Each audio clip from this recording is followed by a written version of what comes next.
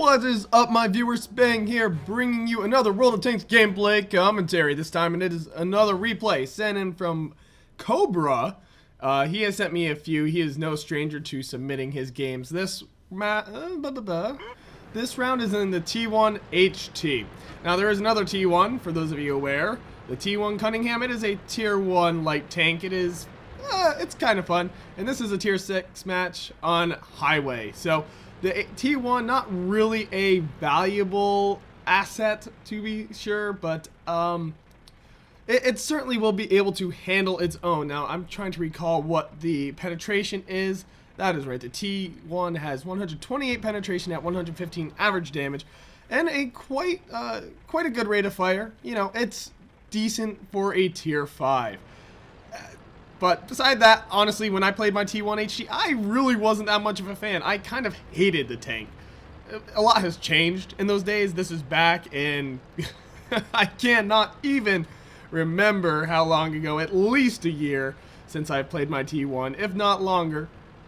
And wow, the enemy team really having a significant push to the north. So they're probably going to be light in the town. It's a good thing Cobra's team has sent a significant number of forces to the north as well. This is really something you don't see, at least in the higher matches, where artillery is more of a threat. You certainly see more of a city push from both the northern force and the southern force, but here that is certainly not the case. I'm just a little baffled to see such a different playstyle, but when you look at the artillery in play on each team, there's only one Tier 3 artillery piece per team. So it's really not as much of a concern. If you stay moving, if you get yourself behind decent cover, you're going to be fine. So I guess that is why we are seeing more of an open field push instead of the standard city push that you would see in a higher tier match, where artillery tends to be a bit more scary and a bit more strong in their numbers. So anyway, really not too much interesting going on at the moment. The T1 gradually making its way into the city. It doesn't really have much support, though. There's only one other tank here. Let me just make sure. Yes, it was the Churchill.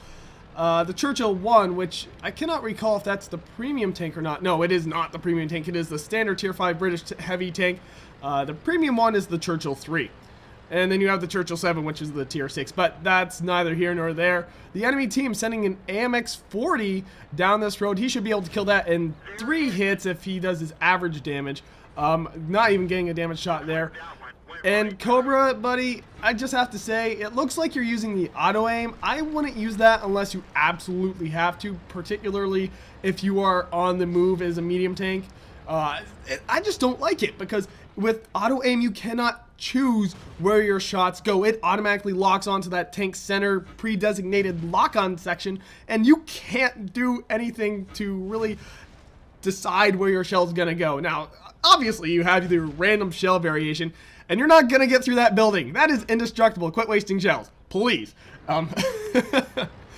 There are certainly, I know, okay, I might be hitting on them a little bit too much for trying to take out that building. I wouldn't really call it. Hey, I'm just saying, if it doesn't show any signs of wear and tear after the first shot or second shot, you're probably not going to break it. Again, looking like auto aim was taken into effect. I don't like it. I really do not like the auto aim unless I am actively on the move as a light or medium tank trying to run circles around a stationary target. That is really the only time I use auto aim, and even then, that's not that likely.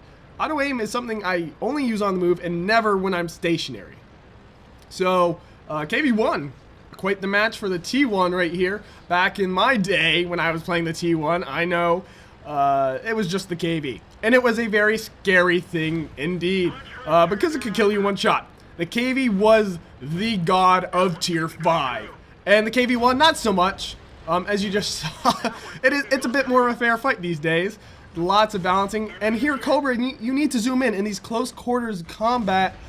You need to get in tight and don't ever shoot the mantle. Even if it says it looks like you did damage there, shooting the mantle is rarely a good idea. You typically want to aim elsewhere. And again, don't zoom out in close quarters. You want to be up close in that sniper view, so you have a better idea of what you are actually shooting.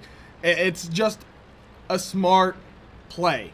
So anyway, Cobra not getting any kills so far, unfortunately, doing some good damage. You know, he is certainly one of the contributing factors to why that KV1 did get himself killed, and it was a 2-on-1 sort of deal. That KV-1 was absolutely just screwed as soon as Cobra and his little Churchill buddy decided to engage. So yeah, the KV-1, unfortunate for him. Cobra's team pulling ahead now, 9-8. And really, it's still anyone's match. The enemy team does have a KV-2. It has that derp gun. It can eliminate tier 5 tanks and tier 6 tanks pretty easily if it's fully upgraded. If it has the 152 or even the, I think it's a 122, I could be mistaken.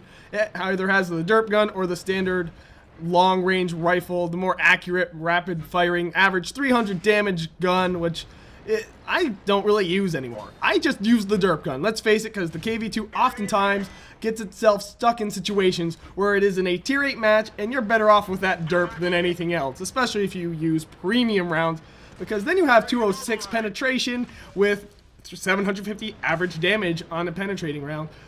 Cobra kind of about to get himself eliminated here, but he will eliminate that Hetzer. In a ramming match between a tier 5 heavy and a tier 4 tank destroyer, it's not a good idea to try and ram if you're the tank destroyer. If you're the heavy tank, yeah, totally go for it. Definitely.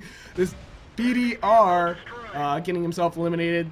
Definitely a good match so far. Cobra only managing to get himself 2 kills, unfortunately.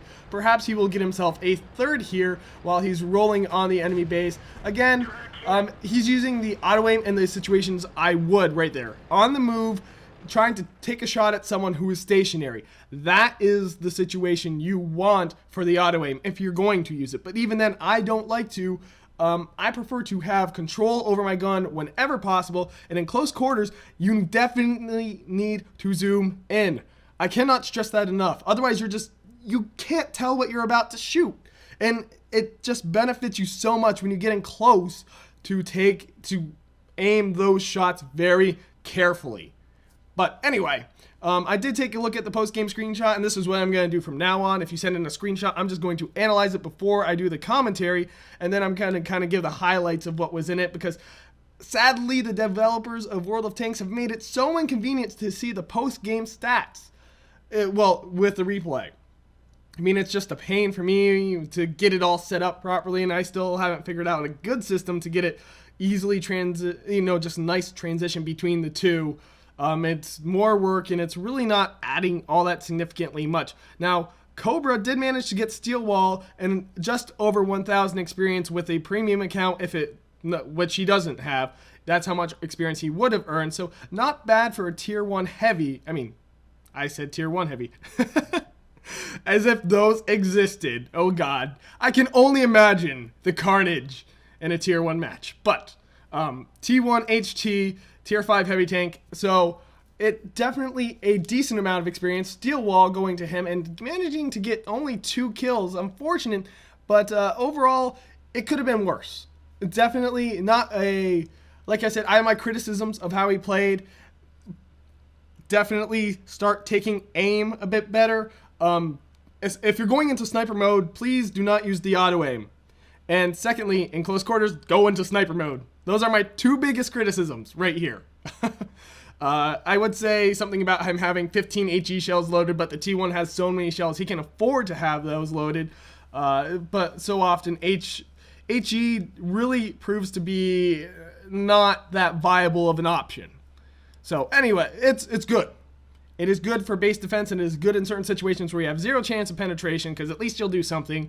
And it's also good against lower tier tanks and artillery, typically. Not always, but typically. Anyway, there is nothing else more for me to say on this game or this video or whatever. So, if you like this video, click that like button. If you want to see more, subscribe. And as always, if you got a replay, send it to spanglereplays@gmail.com. Email is in the description.